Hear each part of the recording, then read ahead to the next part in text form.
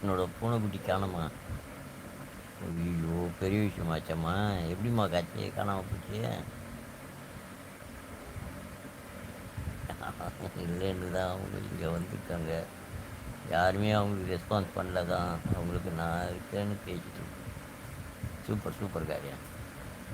பூனைக்குட்டி காணுமா?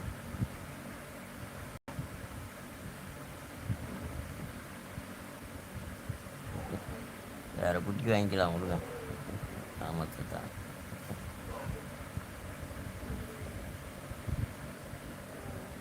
காணாமா? அச்சோ! நான் வேணா சென்னையிலேருந்து ஒரு பூனைக்குட்டி அனுப்புகிறேம்மா உனக்கு.